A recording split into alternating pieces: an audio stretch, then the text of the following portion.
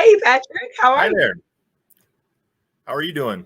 Oh, I'm doing great. I'm doing great. I'm so happy that you took a few moments to do this with me. This has been really fun, and I'm enjoying, especially in the wintertime. I kind of hibernate, so I'm enjoying kind of connecting with people, but like this way.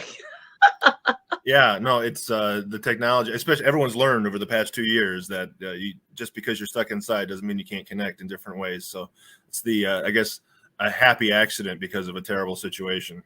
Exactly. That's how I try to view it. Is that it really taught us how to reinvent, and just kind of be, creative in how Right. we connect with people because we kind of had to, right? So that's one thing positive that's come out of all of this for sure. Also, if you had Zoom stock, you're doing very well now. I mean, I mean, I miss that. I miss that, but I mean, we do invest in different things, Yeah. and yeah, I miss that, and I wish I would have because man, they like Yeah. ramped up. Yeah, Yeah. yeah, yeah. When the president of the United States says, "Oh, I have a Zoom meeting coming up." Yeah. Oh, okay. Yeah. Exactly, Yeah. exactly, exactly. Well, let me start off with some questions. Just kind of, picking your brain a little bit and just, seeing some of the things that you want to share in regards to this. So, what's something you wish you would have known at the beginning of your career? And if you want to start, I forgot to have you introduce yourself. Who So if you am want I? to start, Yeah. yeah, yes, you Yeah, want to it's start a kind of Les Mis introduce song. yourself. Who am I? Yeah. I am. My name is Patrick Chevsky, and I am a resident of Midland, Michigan. And I've been majority of my life there. I've also lived in California, Texas, a little bit sort of in Connecticut. So mostly Oh, Michigan, though, for it's the overwhelming majority of my life. okay. Midland High grad. I went to Albion College, and I went to Oh, Michigan State University College of Law, and I graduated in 2010 and have been practicing law in Midland since then. So 11 years now, going on 12 years, which is strange. But you guys can't see, the lighting is such that you can't see all the gray hair in the I wings know. here. Look But at mine. yeah, it's ever since I had a kid, it's been rapidly expanding at an exponential rate. These But have been well earned. so in the context of my career, I've been primarily a litigator, so in civil litigation and in family law. Mm, And so something that you come out of law school, I mean, I did, and I think most of my friends did, very idealistic. mm, And this is going to sound like a downer, but it's just a practical thing.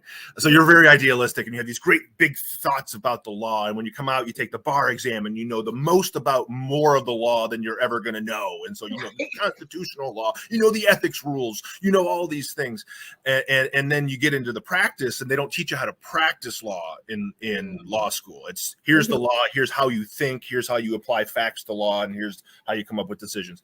And then you get into the actual practice, and you have to deal with people.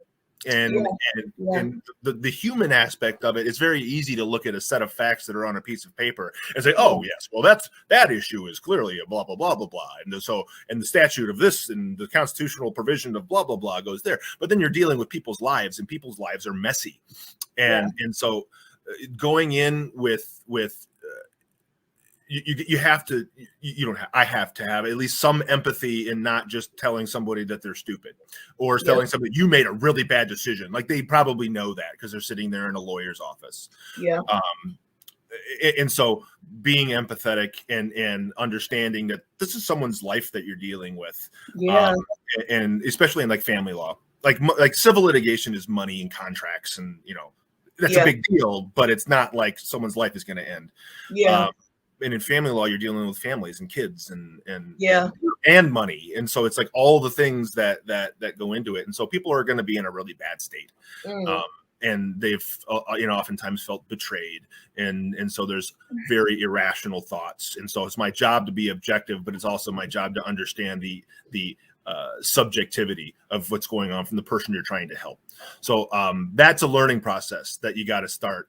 I guess the only other thing is that and you'll see a theme in these questions, I think. So yeah, I try to, we have an ethical standard that we have to uphold as yeah, attorneys. Literally, there's ethics rules. Like, people have this kind of pulp culture thought about I lawyers do. being unethical sharks, and you can't trust a lawyer, and blah blah blah. And to some extent that's true, because the terribleness of it gets publicized. But Right, for the most part, everyone follows the rules and does a good job, but not everybody does. And so yeah, um, you can't just expect the other side to follow the rules, and that is something that when you come out and you're like, oh yes, this is the law, and we're all lawyers and barristers, and and sometimes people cheat, and it sucks, and then you got to deal with it, and that is something that you probably knew at the beginning, but you hope didn't happen. Oh, of course. I mean, I think most of us, when I think about careers, or especially passion careers, like when people become, ministers or even politicians and like lawyers, I always look at that as, people always go into things. I think most times people go into it with the right idea, with the right intentions, right? But once you get in there, you start seeing how swampy it can be. I think sometimes people do kind of fall to the dark side, and it does happen, but yeah, I mean, that's the human part of us, right? And I think a large part of that is money and security, and so you do things because it's going to make a quick buck, and it's hard to sacrifice your financial security for an ethereal ethic that's not going to get you anywhere. But and the only thing it's going to do is make you feel good about yourself, but you have no pecuniary gain from it, so it's tough to do that. I think it's often tough to do the right thing when the maybe the not right thing would advance you.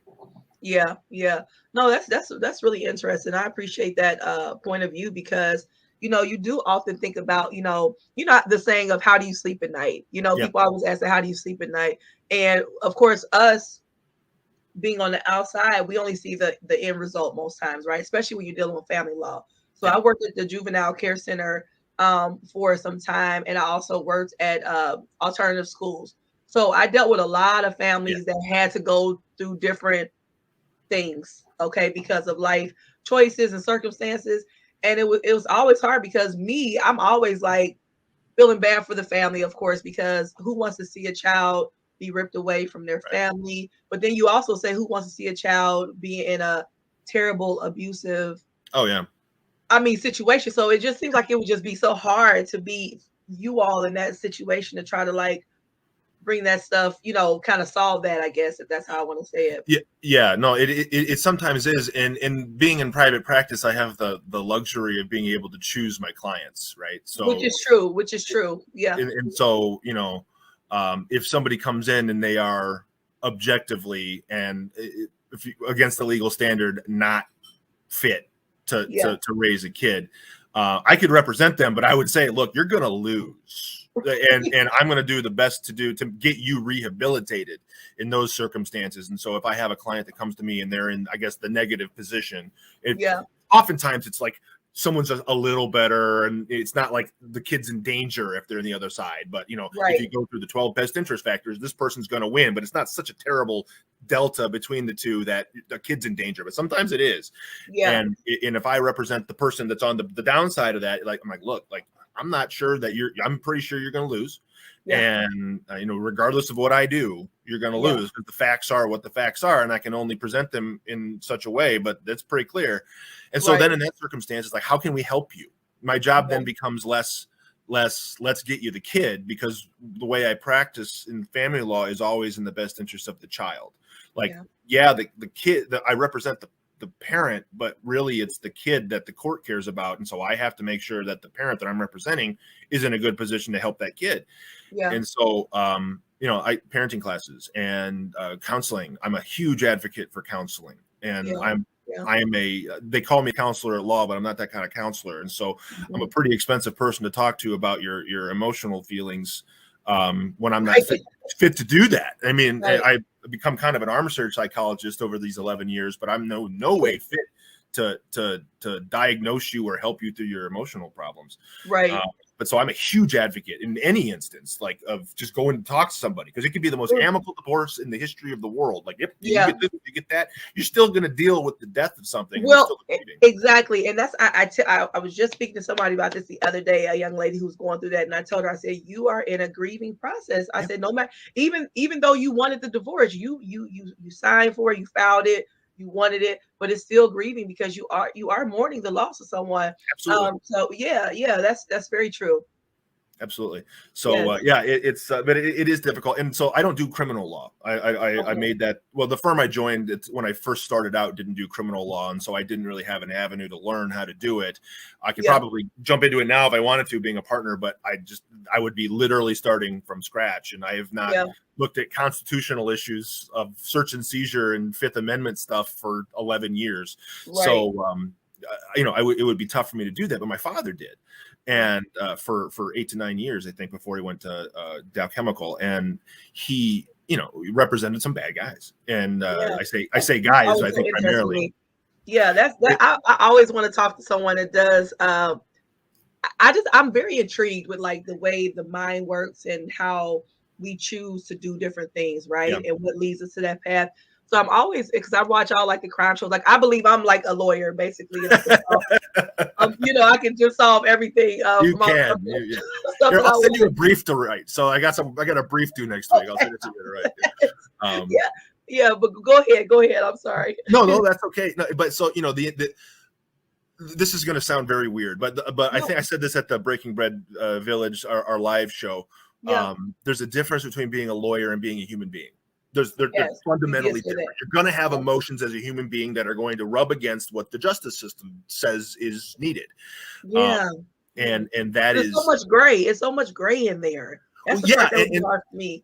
and you got to remember, and this is very relevant right now because Yeah. there have been two very high profile cases just in the past 2 weeks. So you've got the Yeah. Rittenhouse case Yes. and you've got the Ahmaud Arbery case, which came out.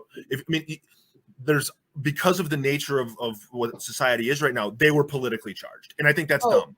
But they were yeah. politically charged, Yeah. and because people were looking and hanging on to these people as kind of an avatar of themselves and the movements that are going on right now. And I think the Rittenhouse one was a little bit outside of that and should not have been looked at through that.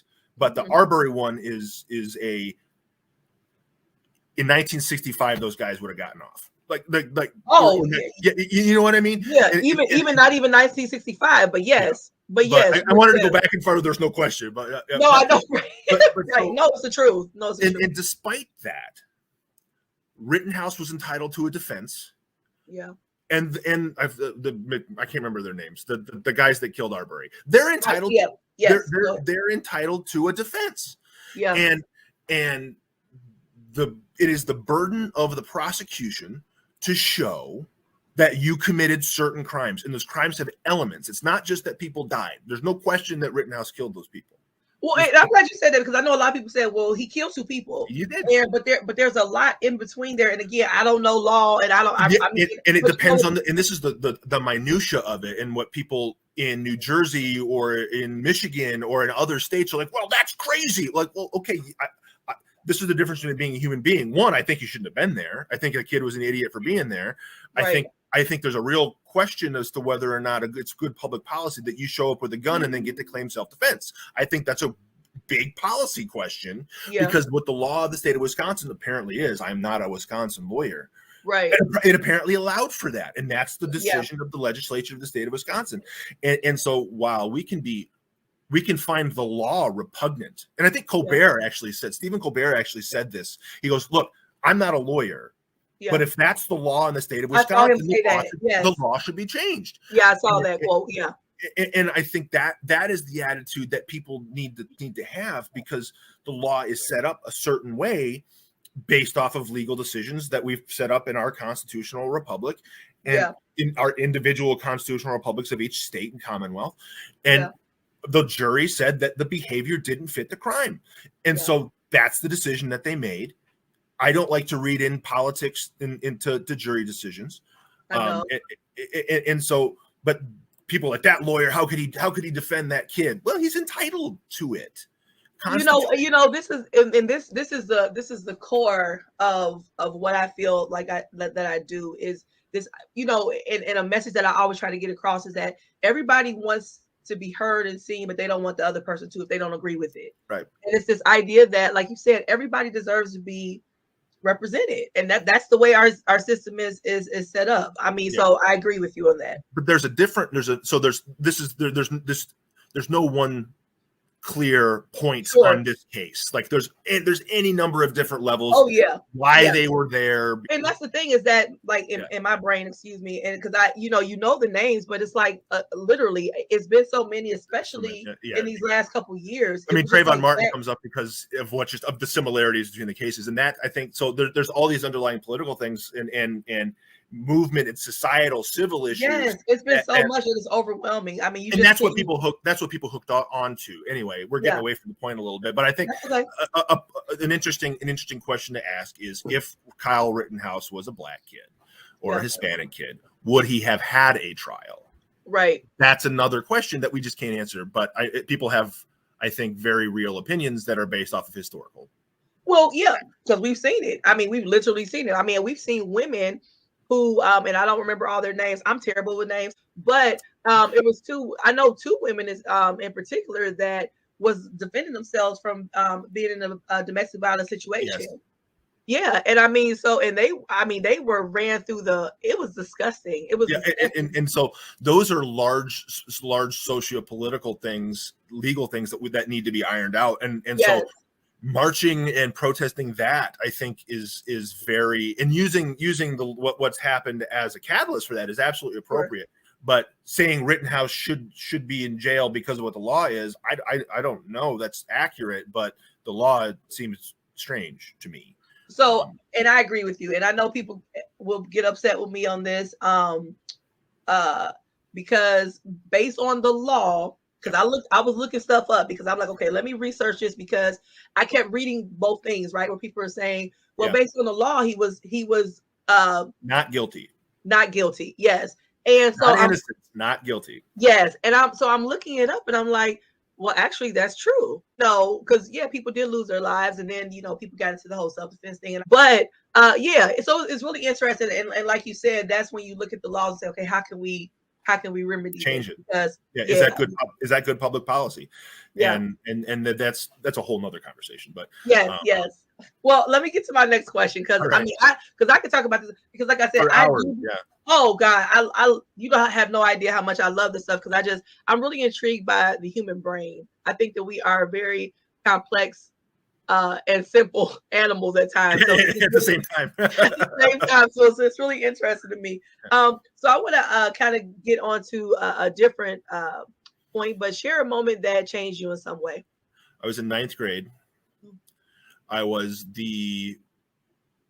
had the highest grade in my biology class.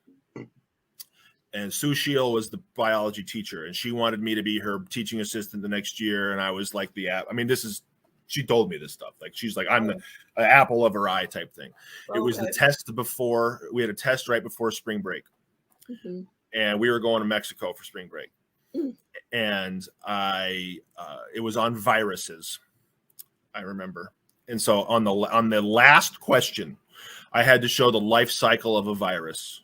Oh, and okay. I want to go to Mexico, and I'm not really thinking. And I studied hard. I was a good studier, and I blanked, blanked on. And I had to draw it, and I'm a terrible drawer, but I had to draw what happens to this thing, and I'm like, just blank. And my notes were right there, and I had it flagged because I had it marked.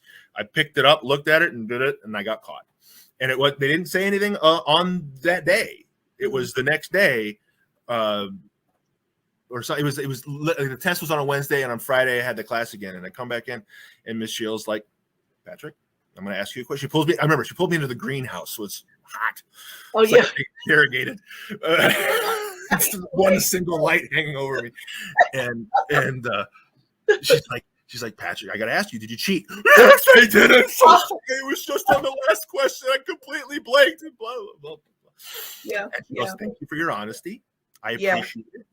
Yeah. And I will give you 0 for that last, because I believe you that you only cheated on the last thing. And I said, I appreciate that. And I went home and told my parents and cried, and so I ended up getting like a B or something because I lost, I got 100% on what I got, and then missed 30 points or 20 points. Those last questions used to hold, it used to drive me nuts, but yes. So I don't remember what I got on the test exactly, but it was not, I didn't get full marks, and that was the fair and just, I thought consequence. And so that taught me a lot of stuff. Yeah. And one, don't cheat. And two, if you get caught, if you do something wrong, own up to it, and the consequences will likely be less if you do than if you don't. Mm-hmm. And because people don't like liars, and they just don't. And so and that also taught me mercy.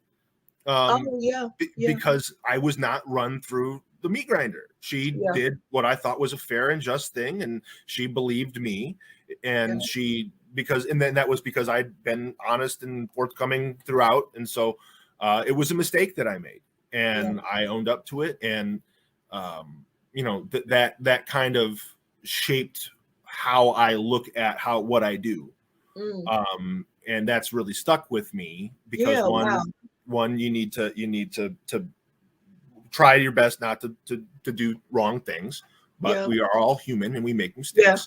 It doesn't have to be like a huge life altering mistake. Like people make mistakes every day. And in the way that the world is that everybody's life is intertwined, and things that you do can butterfly effect into somebody else's life, and it could be a mistake that you don't necessarily think you're making, but you could say something that pisses somebody off. You could, and you have no idea, no intention to do that, but they're in a bad mood that day, and whatever. But so it goes back to that kind of empathy thing, and just being. And you and I have had this conversation before. Just before you get pissed at the other person immediately because of something that they've done, just take a breath. Think about what being angry is going to do in this circumstance, and you don't know what that person's going through on any given day. And so, it's fun to be snarky. I have, I think, an immense talent to be snarky, and it's fun. And that's why in legal writing, it's great, and I can be snarky in my legal writing because they've had time to think about what they wrote. And so if they write something like offensive, I'm going to come back at them. But in just everyday interactions, you've said the word grace. Just take a breath. And these days, it's just everybody, especially on Facebook. Everybody is on edge. It's just, and I used to be a Facebook arguer. Years ago, I would be like, and it was like, now I say okay, and I don't respond at all because for one, I don't have time, and then two, it doesn't amount to anything, because it just doesn't. I've changed one person's mind. One person's mind on Facebook, and because they were posting something that was completely objectively wrong, and I'm like, look, man, like I know what you're trying to do, and I appreciate you trying to sort your sources, but here's like a .org, not a .org. Here's like an actual thing that, and he's like, oh God, I got to reinvestigate, and I'm like, holy crap! But good for that person for actually doing that. But and because I'm always right.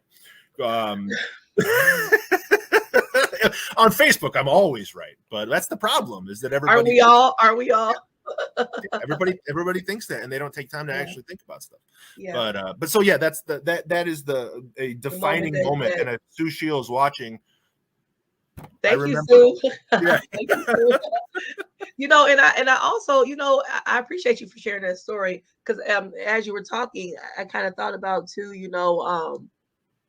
how it's important to have a relationship, right? If you already have a relationship with a person, they kind of know you, right? They kind of like, okay, where she could gauge where what you said, she could take that into like, okay, he might be telling the truth because I know this child, I know this person, and that's why it's so important for us to have relationships and be authentic, be transparent with each other as much as we can, as much as someone will allow. I'll put it that way.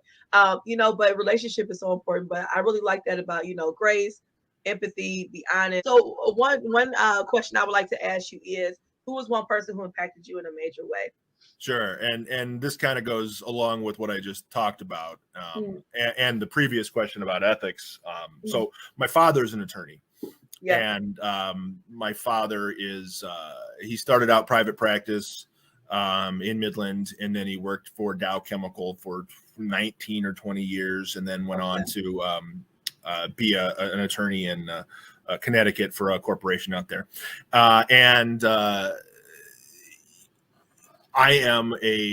6'5". My dad, I think at his height was 6'1" or 6'2", but I don't know what he is now. He's 73 now, so likely. I'm gonna say it gets a little. likely has, but I don't want to call him out on it too much. Yeah, I know. I'll call you out there. But we are incredibly similar people. Like I'm better looking than he is, but he's watching this. He's going to say you can see a comment in the side was bullshit, but he's got. I can't grow a beard. He can grow a beard, and he looks like the most interesting man in the world from the Dos Equis commercial. Okay. He can't do the accent because he's terrible at accents, but he looks exactly like him. But in any event, so I grew up. I mean, when I was a kid, I think I told this at the Breaking Bid thing. When I was a kid, I wanted work clothes, and so they got me like a hard hat, and they got me, a tool belt and work boots and stuff. And I'm like, what is this? Yeah. What is this? I want a suit and a briefcase because that's what my dad did every day. Right. And so, my personality is very similar to his. The way we speak is very similar. Our humor is very similar. It's just very, very similar. Well, I bet your mom has fun. Oh God, I feel so bad for her. She's upstairs right now with my child, so I can bring her down here to ask, and she probably have some expletives. But 2 lawyers in the house in general is going to be tough. But I'm sure. I'm sure. But in any event, so in large part, I tried to emulate him, and I think that's people do that often. But in my circumstances, like the personalities were so similar that it was a lot easier. Yeah.